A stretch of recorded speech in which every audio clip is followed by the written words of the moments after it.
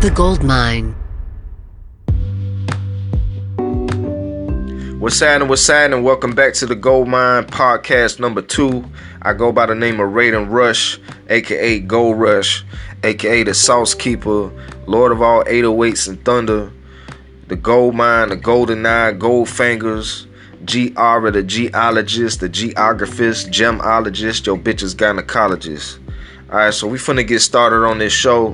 What we finna be talking about today is the music industry and how much it has changed just in the past 10 to 15 years. Also, I'm going to be talking about what the future may hold for the music industry as well. So let's get started. First thing I want to touch on is, like I said, the music game, the music industry has changed drastically in the past 10, 15 years. What are some of the differences? What are some of the things that changed? Well, first of all, one of the things will be 360 deals. Now, when I got signed to Trick Daddy and Duck Riders to around like 2002, 2003. Around this time, there really wasn't no 360 deals as far as I know. And what is a 360 deal? Well, a 360 deal pretty much is a record deal that artists get nowadays. When I say nowadays, I mean 2019. In this era, in this time and era, most artists that are being signed to labels are getting hit with 360 deals. A 360 deal basically means that whoever's signing you, they're gonna get their cut. Like they're putting money, they're investing in you, they're investing money and time, and they want their cut when that money come in, basically. And they also have hands on your merchandise. They're basically profiting off of everything that you do. And most artists nowadays are only really making 12% of their money. Like you see Drake, you see a lot of these people, when you look them up, they're really only making about 12% of the whole 100%. The rest of the money is going to these labels and producers and such. So the thing that then changed a lot, one of the things is the 360 deals. Now, record deals, when I got signed with Duck Riders with Trick, and back then there really wasn't no 360 deals as far as I know. So record deals around, when they was giving record deals around 2002 and before, they weren't taking your merchandise. They weren't really giving 360 deals out. They were giving regular deals where they give you an advance and they would actually help groom the artists. Like they was actually signing artists to where they watched them grow and they groomed them, and they had A&Rs and managers around them actually help molding them. Nowadays it ain't like that. With social media, these labels is just picking up people with clout. You don't even necessarily gotta have talent nowadays. Like if you got enough clout and enough followers, they'll make you into an artist. They'll give you the beat, they'll give you the hook, they'll give you the lyrics and tell you how to sing it and what to say, what to wear. It's a whole different game now. Like back in my time, back in 2002 and before, you actually had to have talent. And there was no social media. There was no Instagram, no YouTube, no Twitter, no Facebook. The only thing we had around that time was MySpace. So it was just a whole different game, and you really had to have talent. And back then, I feel like in 2002, 2006, all the way up until maybe 2012, there was just so much more human interaction. I feel like nowadays there's not as many people going to shows as it was before. There's still people that, don't get me wrong, there's still people that's going to shows. You got Rolling Loud, you got a lot of different concerts and shows that people still go to. But I'm saying, as far as supporters and fans, the fans supported the artists and the bands way more 10, 15 years ago than today in 2019 when it comes to shows. Like the only way you could sell your album or singles 10, 15 years ago was physical. Like we sold physical CDs, physical singles. There was no streaming.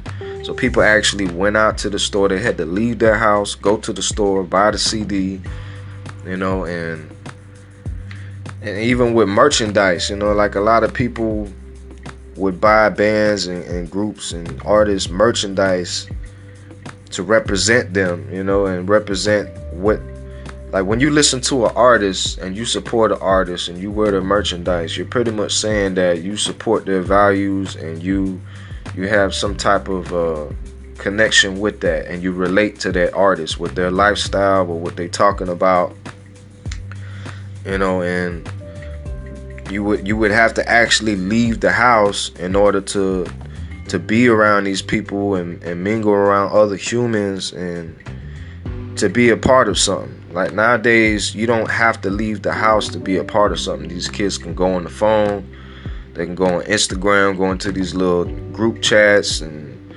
Facebook, all these different groups. They don't necessarily have to leave the house nowadays in order to feel like they're a part of something. That's another thing that I feel like done changed. Just the human interaction and the hands-on and shows. I feel like people used to attend shows a lot more back in the days than now.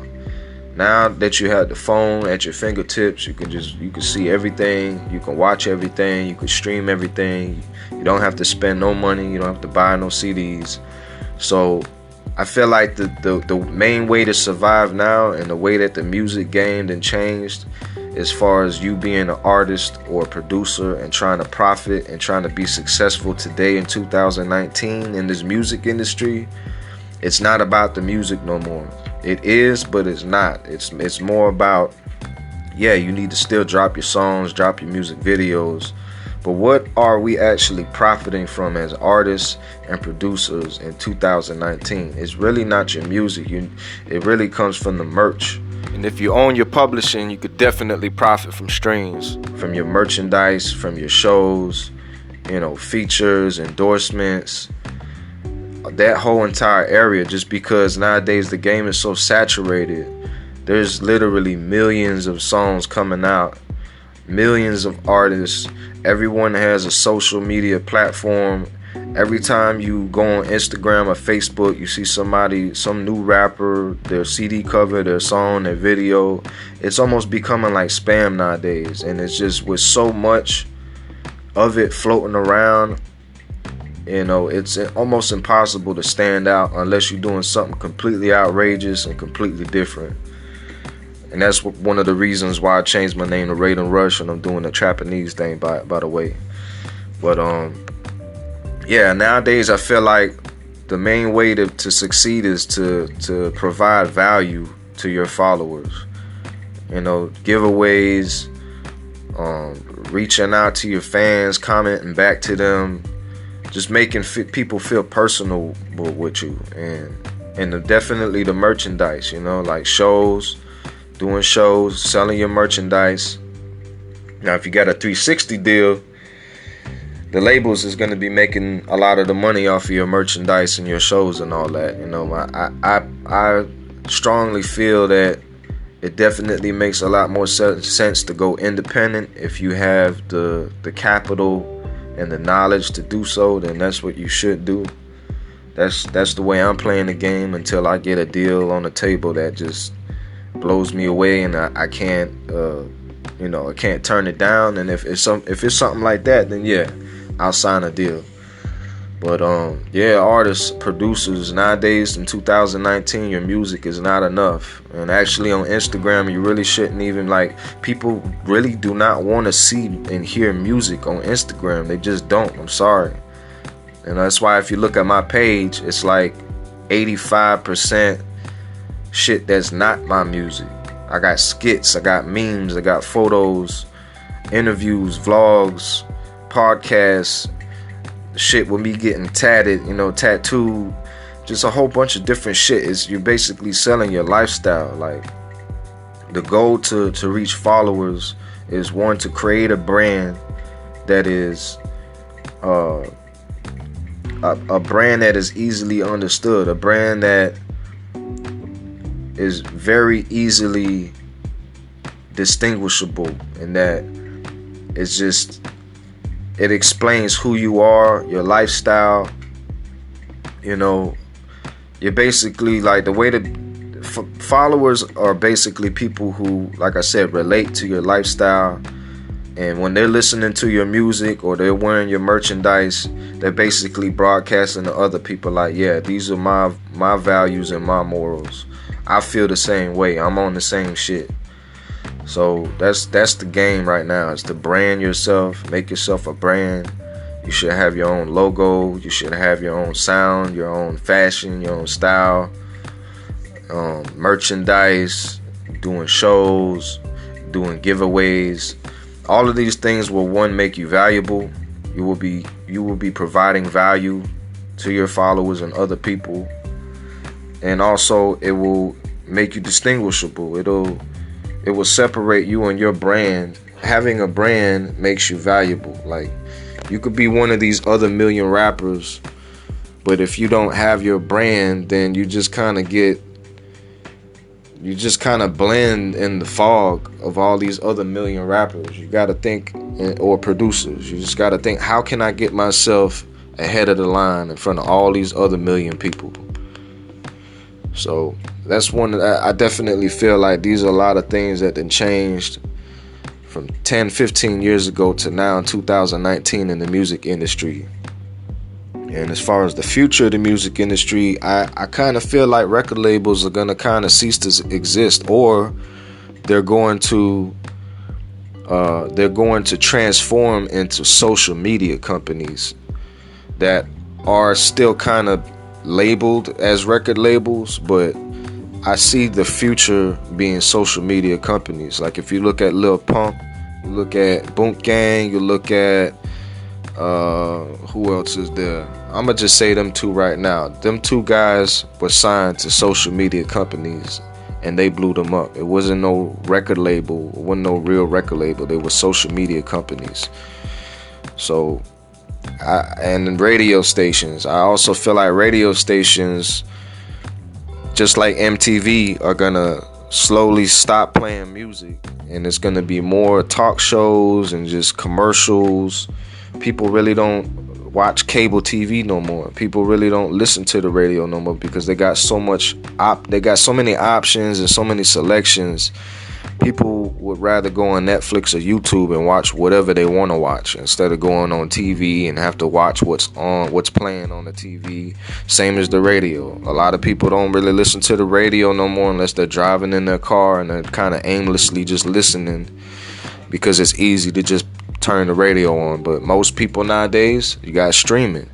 You got all these other platforms where you could pick up your phone and play whatever you want to hear at that very instant, that very moment, that very second, versus listening to the radio and having to listen to whatever songs, that the same 12 songs that they play over and over and over. So these are just some of the things that I've noticed that have changed in the music industry, and I feel like social media has helped us as artists and producers and just entertainers of all entertainers. I feel like it has helped us and it has hurt us. One, it's helped us because it's giving us a platform. The social media is giving us a platform to actually do this on our own. You don't have to have a record label now, or a management team or anything like that, or a company, in order to put your music or your acting or your modeling out there. You can just go on Instagram and Facebook, and that has provided us the platform, and there's been a lot of successful people, a lot of people that are being successful just doing it on their own with social media. So that's one good thing. But the thing I feel like that's hurting also is it's also hurting us because it's making the music industry and just the entertainment industry, all industries, super oversaturated to where it's just too many people doing the same thing. And what you got to figure out is how to stand out. There's 1,000 other people trying to make it, doing the same thing you doing and providing the same service, maybe even better. So that's why I feel like the social media, it's helping us, but it's hurting us also. It's easier to make it nowadays, and it's harder, the hardest it's ever been to make it nowadays as well. I feel like another important thing to, if you're an artist or producer and you're trying to make it, is to just study this music industry every day, study social medias, see what's working. Success leaves hints. You can just look at somebody that's successful and kind of look at the things that they're doing, and that's kind of like the game plan. But the game is constantly changing so fast to where you just, things are constantly changing, evolving. You have to constantly be learning, have your eyes open, just see what's going on, and kind of follow that path. But I feel like that kind of sums up. Let me see if there's anything else I forgot about touching on. I touched on how the game has changed with no social media. I touched on ways that you can be successful in the music industry today. I talked about the future of the music industry as well as radio. I feel like that pretty much touches everything. If any of you guys have any questions that you ever want to ask me and feel like there's something that I'm leaving out, feel free to inbox me with a message right here on Anchor. I'm going to be posting a lot more podcasts on this goldmighne. This is just a podcast number 2. So y'all stay tuned. I feel like I done touched everything that I wanted to touch today on the show. So I'm gonna sign out with that on that note. So this your boy Raiden Rush, aka Gold Rush. Welcome back to the Goldmighne podcast number 2.